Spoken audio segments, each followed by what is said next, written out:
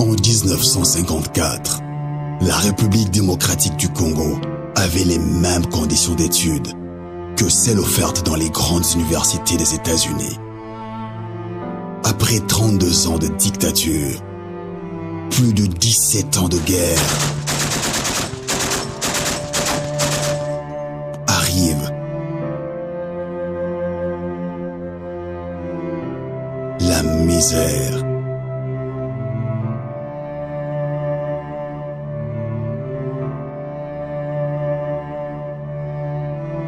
La corruption. L'homme congolais est arrivé au point où, devant l'argent, il n'existe plus. L'harcèlement sexuel. On dit que c'était autre chose, tout ça. Et c'est l'enseignement, bien sûr, mais l'enseignement n'exclut pas les sentiments. Au milieu de ce chaos général, il continue à espérer.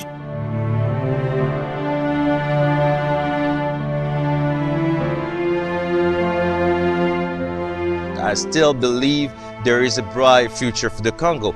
Un film produit par Congo Mikili Cinéma, par le même réalisateur du documentaire, Mamadou Ndala. Hope in Darkness, l'espoir dans l'obscurité. Disponible en vidéo, en demande sur Congo Mikili à partir du 1er mai 2015, à seulement $4. Mesdames et messieurs, merci de nous faire confiance. Bienvenue à ce numéro de votre magazine. Intelligence stratégique africaine, livresque ou libératrice. Le sujet est provocateur pour l'élite africaine, l'élite congolaise particulièrement. Après déjà au-delà de 50 ans d'indépendance, je dirais indépendance nominale entre guillemets, l'indépendance économique, oui, la lutte est encore âpre. On en parle avec Kodjo Doukouma, bienvenue. Merci. Bonjour. Vous êtes avocat, vous préparez justement votre thèse de doctorat dans le domaine qui est le vôtre. Vous êtes écrivain, à votre actif plusieurs livres, surtout ceux en rapport avec les nouvelles technologies de l'information et de la communication. Vous êtes chercheur en économie numérique, mais on aborde ce sujet qui vous passionne, qui intéresse plus d'un téléspectateur. D'abord, l'intelligence stratégique. C'est quoi? Deux concepts, intelligence, la stratégie, pour ceux qui nous suivent, avant d'entrer dans le vif du sujet. Merci beaucoup pour cette introduction et cette présentation. En réalité, nous avons contracté deux concepts. Le premier, c'est la stratégie. C'est l'art de coordonner pour arriver à un résultat bien précis. Donc c'est l'art de coordonner les forces militaires, les forces économiques, les forces politiques et les forces sociales pour créer une synergie de corps et arriver à un but précis. Et l'intelligence, justement, c'est cette capacité de s'adapter à des situations et de pouvoir faire des bons choix en fonction des circonstances et en fonction des connaissances qu'on a. C'est aussi l'art la capacité ou l'aptitude à comprendre son monde, son environnement, et de pouvoir donner une force à son action. Alors, maintenant, on ajoute encore un troisième concept, africaine, l'intelligence stratégique africaine. C'est qui nous donne un contexte spatial qui nous permet de voir si nous avons une stratégie, si nous avons une intelligence dans notre groupe communautaire africaine par rapport à l'évolution du monde dans son ensemble. Et le monde évolue très, très vite. Ah, oui. Très vite. Et nous, on risque d'être pris de court, ou on est déjà pris de court, parce que l'anticipation n'est pas souvent notre affaire. Hein. Oui, parce qu'au début, l'Afrique a été le berceau de l'humanité. L'Égypte a été un grand pôle de rayonnement de la connaissance et de la science. Et après, l'Afrique est tombée dans un siècle d'obscurantisme qui a fait que l'Occident est devenu l'aile marchande de la civilisation, en imposant son intelligence, qui est forcément matérialiste, alors que nous, en Afrique, nous sommes plus spiritualistes. Nous étions plus spiritualistes, attachés à la nature et tout cela. Mais il y a une chose qui est vraie, c'est que c'est l'intelligence qui fonde la stature des nations. C'est l'intelligence qui forge le devenir des peuples. Et c'est lorsqu'on est assis au pied de l'intelligence, de la science de la réflexion, qu'on atteint une certaine stature et on peut influer sur le devenir de son pays ou sur le devenir d'un groupe. Alors, qu'est-ce qui se passe justement en Afrique? Parce que depuis les années 50, ou même avant, pendant l'époque coloniale, nous avons toujours été dépassés par une intelligence stratégique extérieure.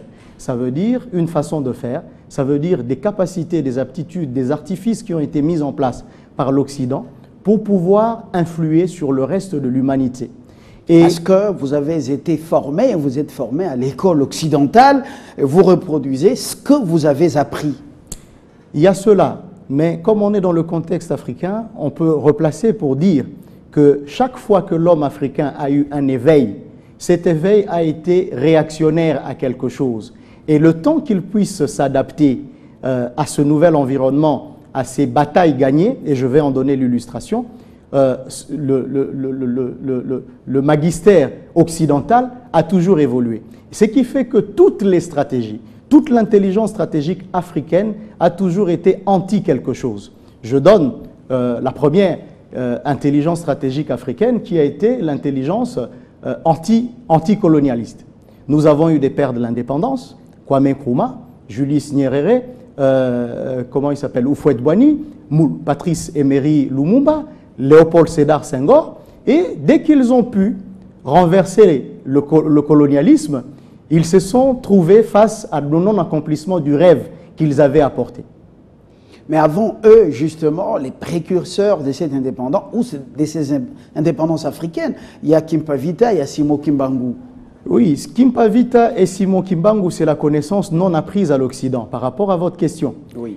C'est comme ça qu'on peut dire que c'est une inspiration, c'est une intelligence originale africaine. Mais cette intelligence originale africaine n'a pas été autant structurée que celle que l'élite a apprise après. Mais l'action de Kimpavita, avant, et ensuite l'action de Kimbangu, a été une action de bravoure qui a montré que l'establishment occidental pouvait également tanguer et qui a été une cause profonde, quoique un peu lointaine, mais directe, de l'indépendance. Maintenant, quand on arrive cette élite africaine, cette élite formée à l'occidental, mais qui a bravé justement le colonisateur, cette élite, vous dites qu'au-delà des indépendances, cette élite a été...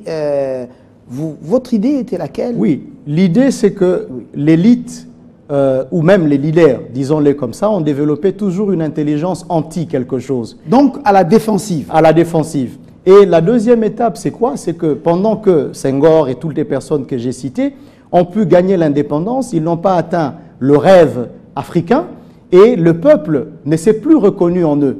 Et il y a eu en ce moment-là l'arrivée du pouvoir militaro-dictatorial.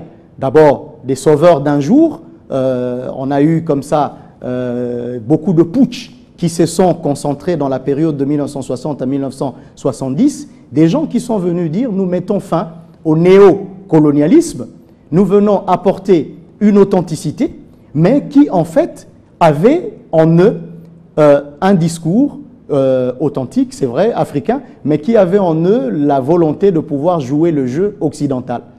Et les preuves, on en a sur place, Monsieur Kodjo, le maréchal Mobutu, c'était un disciple justement de l'Occident. Lui-même, c'était un homme très apprécié par la Maison Blanche. Il était bien accueilli là-bas. Et pourtant, un agent de la CIA, mais qui nous a amené justement une portion sucrée, savoureuse, l'authenticité. Exactement. C'était, comment on dit, la pilule amère, enrobée, du sucre africain. Mais il n'a pas été le seul, parce qu'on est dans la dimension africaine. C'est un quart de siècle de post-indépendance africaine. C'est au moment où vraiment l'Afrique est encore entrée dans la léthargie, quoique les gens dansaient le Sakayonsa, et c'est l'époque des partis politiques. Au Swaziland, il y avait l'Ibokodvo. Au Gabon, il y avait le PDG, le Parti démocrate gabonais. Au Congo-Brazza, il y avait le PCT comme parti-État. Mais avant cela, il y avait le MNR de Massamba Deba. le mouvement national de la révolution, il y avait le MPLA en Angola comme parti unique, il y avait le FLN en Algérie, il y avait l'UPRONA au Burundi, et vous vous rendez compte en fait que cette évolution, ou cette léthargie d'un quart de siècle, s'est faite dans le sens de dire nous sommes africains, un seul père, un seul esprit, c'est le totalitarisme africain. En fait, où les Blancs, pardon, excusez-moi, il ne faut pas que, excusez-moi, je retire, où une intelligence stratégique extérieure est venue s'accaparer de l'indépendance acquise par les pères de l'indépendance. Et en ce moment-là, il y a eu quelques rébellions, mais qui ont été matées par la puissance militaire, et il y a encore une autre intelligence stratégique qui est apparue, l'intelligence antidictatoriale. C'est les années 90. Voilà. Contre la dictature. Voilà. Avant, c'était contre la colonisation, les dictatures, intelligence antidictatoriale. Et cette intelligence antidictatoriale, au service de l'Occident ou au service des Africains? En fait, il y a eu... ce qu'il y a eu, c'est qu'il y a des gens qui ont participé au despote militaro-dictatorial et qui se sont retirés pour devenir opposants. Je vais citer quelques noms. On est dans la dimension africaine. Et puis, il y a également le rôle de l'Église dans la lutte ou dans l'intelligence stratégique antidictatoriale qui s'est fait ressentir. C'est l'époque des conférences nationales souveraines dans l'Afrique francophone. C'est Monseigneur Mosengo au Congo-Kinshasa. Avant lui, c'est Maloula qui a mené une lutte âpre contre la dictature. Là, on est dans les années... Qui en a payé les frais, sa vie. 74, on est en 74, lorsqu'il a dû partir, s'exiler au Vatican, parce qu'il était resté proprement africain. C'est lui qui est le père du rite liturgique congolais ou zaïrois dans l'Église. Mais en 1990, parce qu'on est en train de faire quelques clichés, on a une intelligence, comme je le disais, antidictatoriale qui apparaît, avec les anciens participants au despote militaire qui se retirent, ils disent on fait quand même quelque chose, et puis il y a l'Église. Monseigneur Mosengo, la conférence nationale souveraine au Congo, Monseigneur Isidore de Souza au Bénin, on a Monseigneur Ernest Kombo à Brazzaville, et puis nous avons un laïc, il n'était pas Monseigneur mais très attaché à l'Église, parce que c'était ça, l'Église qui restait en fait la seule institution qui n'avait pas partagé une décadence de l'intelligence stratégique et qui restait l'espoir. Le laïc, c'était Maurice Adou El Bongo au Tchad, mais simplement, ces conférences nationales souveraines n'ont rien apporté. Il y a eu un mouvement d'essoufflement, parce que finalement, le peuple s'est rendu compte que c'était des grandes conférences, mais qui ne donnaient rien, et on a assisté maintenant à des mouvements de libération, des mouvements politico-militaires. Voilà. Il y a eu l'AFDEL, l'Alliance des forces démocratiques. Vous êtes en train de réécrire ou bien rouvrir les pages de l'histoire, toute une histoire, l'histoire de tout un continent. Oui. C'est fascinant. Ça, c'est très intéressant. Vous continuez avant qu'on aborde ce volet anticipation. Exactement. Voilà. Au Mozambique, je pense que je ne me trompe pas, il y a eu la SWAPO. Disons en Afrique australe, que je ne me trompe pas, disais-je. Et puis, vous remarquez également, il y a un changement avec des mouvements de libération qui intervient, qui a commencé d'ailleurs avec le Rwanda, d'abord l'Ouganda, et avec l'avènement de, comment il s'appelle ce président, Museveni. Et puis, il y a eu le mouvement au Rwanda, et puis il y a eu le mouvement au Congo avec l'AFDEL, et puis vous vous rendez compte qu'il y a on redessine en fait la carte politique en fonction d'un mouvement réactionnaire, ourdi pour le président Mouzé Kabila depuis 40 ans, et qui amène justement à une intelligence stratégique antidictatoriale, mais cette fois-là qui est fatale. Et après, lorsque l'intelligence stratégique congolaise, pour prendre ce cas avec Mouzé Kodjo, est-ce que ce n'était pas à l'époque de Mouzé une intelligence stratégique anticoloniale et antidictatoriale, également anti-impérialiste? Je pense que vous faites un très bon lien que peut-être dans ma vue d'esprit je n'avais pas directement, mais c'est vrai, parce que le maquis kabiliste fait 40 ans. Donc, pendant le fait qu'il a été aux côtés de Moulélé, qu'il a été aux côtés de Lumumba, il a été aux côtés de ceux-ci, il y a une volonté inassouvie d'indépendance et un mouvement de lutte intérieure et de résistance pour ne pas participer au gâchis de l'indépendance.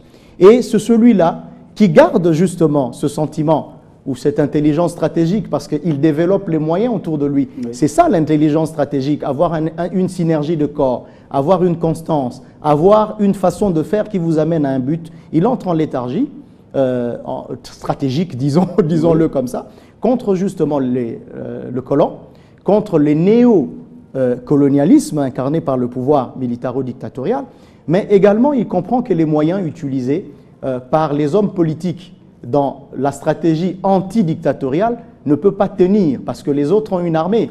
Même si politiquement vous essayez de démontrer au peuple qu'ils ne sont plus légitimes, mais vous ne pouvez pas le renverser. Et je pense justement l'œuvre de Mouzé Kabila doit entrer dans l'histoire par rapport à cela comme étant un cas d'école qui traverse les âges. Très bien. Kodjo, quelles sont les faiblesses justement de cette intelligence stratégique africaine pendant plusieurs décennies et qui poussent même, ces faiblesses qui poussent même certains observateurs avertis à dire que l'école est venue déformer l'Africain et ce n'est qu'une intelligence au service des pilleurs, au service de ceux qui endorment le monde. Senghor a parlé de la paresse de l'élite et d'autres ont parlé de la trahison de l'élite. Paresse de l'élite. Parce que notre élite, je prends les deux volets pour répondre à votre question, quand vous regardez nos stratégies réactionnaires, anti-ceci, anti-cela, elles sont conjoncturelles. Pendant que nous pensions à l'après-colon, qu'on puisse d'abord le chasser, on verra ensuite, eux, ils préparaient déjà une guerre, l'union minière du Haut-Katanga, et la sécession et tout ça. Lorsque nous pensions à la chute du dictateur, eux, ils pensaient déjà comment... À la pré-dictature. Oui, à la pré-dictature. Eux, ils pensaient déjà comment essayer de réasseoir leur impérialisme. C'est ça qui a été à la base de la mort de Mouzé. Donc, nous, la paresse de notre élite, c'est de réfléchir par soubresaut. Alors que les autres, ils ont une intelligence prospective qui dépasse les référentiels temporels. Ça veut dire que leurs horizons sont plus larges. Je voudrais qu'on s'y attarde. Ça, c'est extrêmement important et ça me révolte. Je suis journaliste, mais en tant qu'Africain, panafricaniste, ça me révolte. Qu'est-ce qui doit faire ces différences alors que nous sommes tous créés de la même manière et nous avons parfois le quotient intellectuel supérieur à celui de certaines personnes des cercles restreints en Occident? Sarkozy a dit quelque chose qui a choqué le monde en disant que l'homme africain n'est pas suffisamment entré dans l'histoire. Est-ce que notre histoire, nous la racontons? Est-ce que notre histoire, notre identité en tant qu'Africains, est-ce que nous en faisons la promotion? La langue avec laquelle nous nous exprimons n'est pas notre langue. Je prends l'exemple plus loin, on sort de l'Afrique, des Indiens. Ils sont forts en informatique aujourd'hui parce que leurs programmes informatiques sont écrits dans la langue maternelle. Ils comprennent cela sans médias de raisonnement. C'est un raisonnement immédiat. Mais nous traduisons parce que les concepts français, les concepts anglais sont liés à un mode de vie et à un substrat territorial.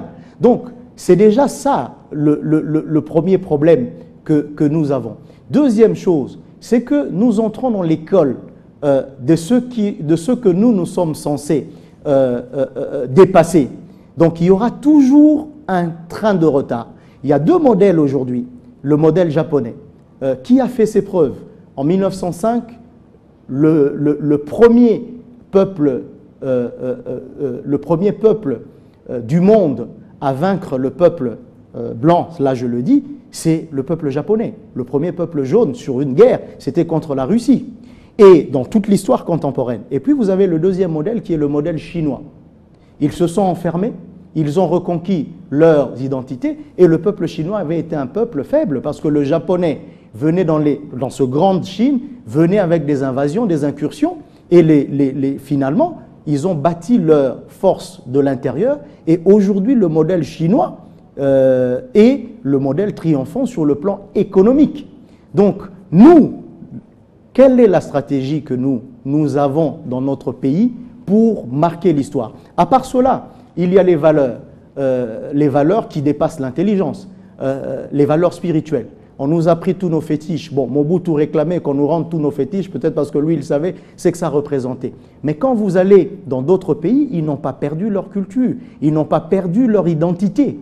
À part cela, vous avez donc d'autres valeurs qui sont des valeurs morales. Aujourd'hui, on nous montre à la télévision les valeurs pseudo-occidentales qui ne sont pas celles-là. Le peuple occidental a des valeurs, moi, je réside souvent à l'étranger, a des valeurs morales, des valeurs éthiques, des valeurs qui fondent le socle de la civilisation. Donc, je peux dire par rapport à cette question que nous avons une certaine paresse, non seulement de l'élite, mais la nôtre. Mais maintenant, quand on parle de la trahison de l'élite, c'est autre chose. Alors, comment parler de la paresse lorsqu'on sait qu'on a un génie créateur incontestable et incontesté? Lorsque des gens ici, nos programmes, je parle du monde occidental, certains siècles restreints, nous programment déjà. Vous lisez le livre « Le monde en 2030 vu par la CIA ». Ils vous ont déjà programmé. Ils vous programment ceux qui doivent vous diriger même en 2030, 2050. Et ils vous préparent à ça. Et nous, on ne fait pas de l'anticipation. On laisse ces gens-là nous programmer, décider sur notre avenir. Et nous, c'est le présent, l'Iketnunk qui nous intéresse. Pourquoi cela? Est-ce qu'il y a quelque chose qui cloche dans notre personne? En fait, c'est une entrevue et ce n'est même pas une question comme telle, mais il y a eu une manière proprement africaine de percevoir l'Occident comme meilleur dans le contact qu'il y a eu, dans le choc de culture. Il y a un livre intéressant, Vent d'Est, Vent d'Ouest, mais ça se passe en Chine, mais ça nous revient également. Et ce choc de culture, ces chocs de civilisation, nous a mis un peu à genoux, avec également une politique de saignée blanche, avec l'esclavagisme, où on a pris toutes les bonnes valeurs africaines. Mais il y a également aujourd'hui, là où nous sommes, c'est l'intelligence africaine, c'est l'intelligence afro-altermondialiste. Okay? Ça veut dire que nous sommes encore maintenus dans un système où nous sommes en train de lutter contre les néolibéralismes. Et nous ne nous en sommes pas encore sortis. Et peut-être, j'avais voulu chuter, non, j'aime pas trop dire chuter parce que je ne voltige pas. Ouais. J'avais voulu par contre donner un exemple. Depuis 2001 dans ce pays. Justement, je voulais en venir. Joseph Kabila a pris le pouvoir après la mort de son père. Aujourd'hui, l'intelligence stratégique africaine, pour le cas du Congo, s'inscrit dans l'anti. À quel niveau vous la situez? En fait, le président Kabila, en 2001, quand il arrive au pouvoir, il ne sort d'aucun moule occidental. D'aucun moule d'une école autre que l'école africaine. Et je crois que c'est ça qu'il a préservé. En 2001, le premier acte qu'il pose, c'est reformer les bases de l'État. Sur le plan économique, il lance le programme intérimaire renforcé. Et puis en 2002, on a le programme économique du gouvernement. On atteint le point de décision en 2003 de la facilité pauvreté et croissance. On atteint le point d'achèvement en juillet 2010, et puis à partir de ce moment-là où je peux dire qu'il a répondu au leitmotiv des institutions de Bretton Woods, il a commencé à bâtir une stratégie proprement congolaise, dans laquelle peut-être certains ne se reconnaissent pas, certaines intelligences extérieures à l'Afrique ne se reconnaissent pas. Voilà le sens de son combat. Je peux vous donner un exemple. C'est sous l'avènement du président Kabila que nous remportons une première guerre rien qu'avec les forces congolaises. Mobutu, à l'époque, c'était des mercenaires marocains, c'était l'ONUC, c'était Bob Scram, Bob Denard, et je ne sais pas moi, les autres. Mais avec les FDLR aujourd'hui, nous n'avons pas reçu de soutien extérieur. Vous prenez le taux de croissance aujourd'hui que nous avons, qui 2014 était entre 8,9 et 10, aujourd'hui 2015, 10,4%. Mais quand lui, le président Kabila, arrive au pouvoir, le taux de croissance est à moins 6,9%. Et lorsque il arrive au pouvoir en 2001, le taux d'inflation est à plus de 130%. Aujourd'hui, le taux annualisé en 2014 est à 0,913%. Donc, c'est pour dire qu'il y a eu une marche évolutionnaire, même si on parle de la révolution de la modernité, mais moi je pense qu'il y a eu une marche évolutionnaire où il y a eu une intelligence stratégique congolaise qui a posé les bases progressivement en silence pour pouvoir atteindre un objectif. Et quand je lis le DCRP, il nous est dit que lorsque nous aurons atteint un taux de croissance de plus de 10%, la pauvreté aura reculé un peu plus vite. Ah bon, le DCRP était vieux, il disait entre 2011 et 2013, la pauvreté aurait reculé. Mais aujourd'hui, il y a une perspective proprement congolaise qui nous permet d'espérer. Vous voulez dire que cette intelligence est libératrice et non justement livresque? Absolument. Parce que justement, on peut conclure sur la trahison de l'élite. Les gens ont pensé que la solution à leurs problèmes était d'envoyer les enfants à l'école. Mais je peux vous dire que nos sociétés ont été bâties peut-être par des gens illettrés. Nos systèmes de vie, nos valeurs ont été bâtis par des gens qui n'ont pas fait l'école occidentale. La plupart de nos parents, moi je suis de cette génération, la plupart de nos grands-parents ne savaient pas lire à l'Occident, mais ils faisaient en sorte que nous allions à l'école. C'est justement cette aventure ambiguë de Cheikh Hamidou Kane dans laquelle nous sommes encore, entre cette intelligence livresque que l'Occident contrôle parce qu'il en est le maître, et l'intelligence libératrice qui est celle de l'intelligence proprement africaine. Et nos professeurs, nos grands patrons, quand ils ont un titre, ils se confinent dans ce titre, alors que les gens comme Sartre n'ont pas voulu être calfeutrés dans des titres. Et une fois que vous acceptez un titre... Une élite livresque. Oui, quand vous acceptez un titre... vraiment suicidaire pour le pays. Quand vous acceptez un titre, vous répondez à une étiquette et vous n'évoluez plus comme il se doit. Vous n'avez pas une pensée libérée dès le moment où vous l'êtes. Et donc, moi, je me dis que le musée Kabila ou le président Kabila aujourd'hui sont dans cette pensée tout à fait libérée. La libération ne viendra pas seulement d'une école formelle, une école des Mindélé, comme on dit ici à Kinshasa. La libération, vous avez compris que elle va venir d'une intelligence stratégique mise en place, mais pas sur un modèle copié-collé. Kodjon Doukouma, merci, je vous remercie pour cette réflexion. Ça nous met un peu la puce à l'oreille. Je vous en prie. En tant qu'élite, élite de ce pays, merci. C'est pour bientôt un autre numéro, peut-être la suite de cette réflexion. Au revoir.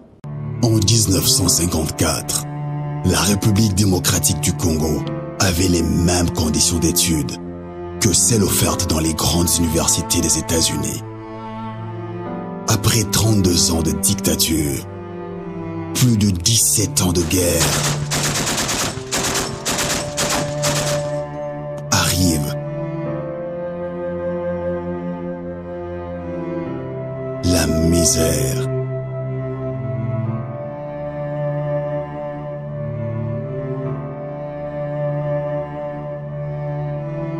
La corruption. L'homme congolais est arrivé au point où, devant l'argent, il n'existe plus. L'harcèlement sexuel. On dit que c'était autre chose, tout ça. Et c'est l'enseignement, bien sûr, mais l'enseignement n'exclut pas les sentiments. Au milieu de ce chaos général, il continue à espérer.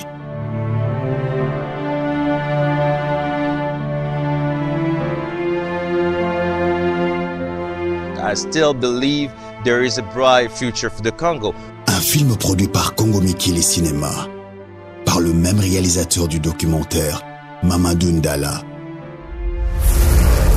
Hope in Darkness, l'espoir dans l'obscurité. Disponible en vidéo en demande sur Congo Mikili à partir du 1er mai 2015 à seulement $4.